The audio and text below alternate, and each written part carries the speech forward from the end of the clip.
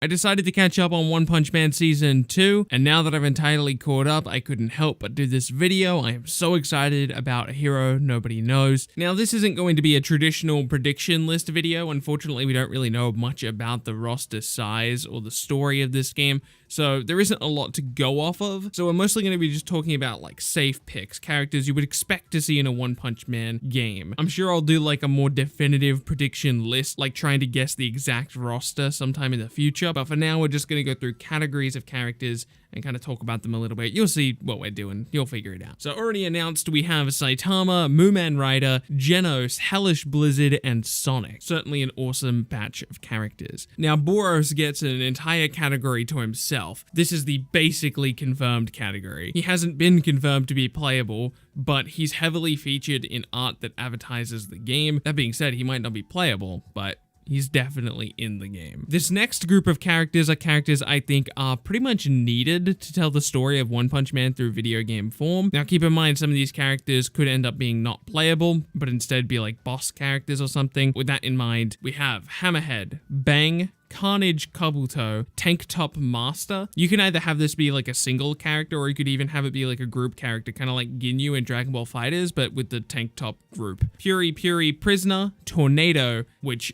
I'm most excited about. It's crazy to me that they announced Hellish Blizzard before announcing Tornado, but it's whatever. Deep Sea King, which is very, very important. At the very least, he would have to be a non-playable character that you can fight in the story mode. Bear with me on the pronunciation of this one. Melzal Gold? Melzal Gold. Listen, I watched this in Japanese, okay? I don't know how to pronounce that in English. Metal Bat, Garou, and Shoryu. I think those characters are pretty integral to the One Punch Man story, at least up until Season 2, and I'm assuming that this game does cover Season 2 specifically because Genos' costume is something he doesn't wear until Season 2, so all but guaranteed to cover Season 2. Which is odd because the primary artwork they've been using to advertise the game doesn't hint at Season 2 at all, other than, of course, Genos' attire. This next group of characters are characters with a deep enough moveset to pull from the source material, and they could easily work in the story mode, but they're not necessary to tell the story. Stinger, King, who I could easily see not being in the game, but I would be surprised if Spike Chunsoft gave up the opportunity of having him in the game. It just seems like the type of character that Spike Chunsoft would urge to have in the game. Atomic Samurai, Spring Mustachio, Watchdog, Bakuzan, Lightning Max, Armored Gorilla, and Golden Bowl. Again, I think all of these characters can work perfectly throughout the story of the game, but they're not needed. Actually, you know what? I think I would move Golden Bowl up into the previous category if I didn't have to change around all the graphics, because now that I'm thinking about it, he would be very important for telling the story with Garou. But that being said, I could see them potentially leaving Golden Ball off of the roster. And the final group of characters are characters I don't really know how to feel about because they have a lack of screen time, and I don't know how much they'll be involved with the end of Season 2 because it's still ongoing. Those characters are Zombie Man, Metal Knight, Drive Knight, DOS or DOS, and Orochi. Now keep in mind, even if there's a character not on this list, I'm not trying to say that they won't be in the game. There's a lot of characters who I didn't put on this list who I think stand a pretty good chance of showing up, but they're just not integral for a One Punch Man game. They don't need to be there. For example, a character like Flashy Flash I think is really cool, and I would like to see him be playable, but he's certainly not important for telling the story of One Punch Man. The same thing can be said for a character like a My Mask, actually. Even though a My Mask is pretty important to the One Punch Man world, he's not really involved in any of the important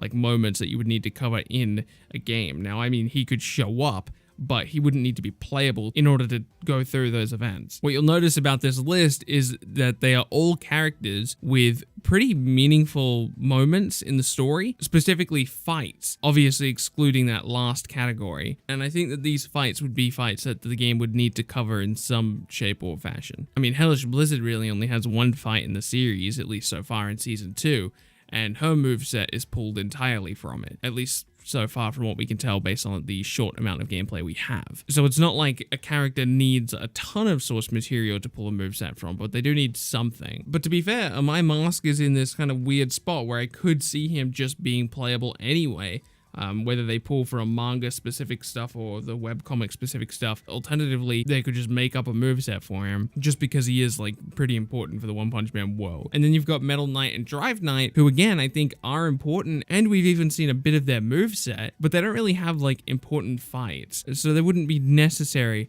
to tell the story. And then looking at the blue group for a minute, this is the group that theoretically could be in the game and could be involved in the story but aren't integral to it. For example, Armored Gorilla, you don't necessarily need to have the encounter with him because it's not very long and you could move straight onto Carnage Kabuto. But I could totally see them going either way. I could see them actually doing the fight with Armored Gorilla, especially if you get to play Genos during that fight. But yeah, there you go. There's my rough prediction list, my initial thoughts about the One Punch Man, A Hero Nobody Knows roster going into the reveal season, because I'm sure they're going to start revealing stuff in V-Jump and Weekly Shonen Jump and all that good stuff. So a lot to look forward to in the future for One Punch Man, A Hero Nobody Knows. If you're excited about this game just as much as I am, I'd really appreciate it if you could leave a like on this video.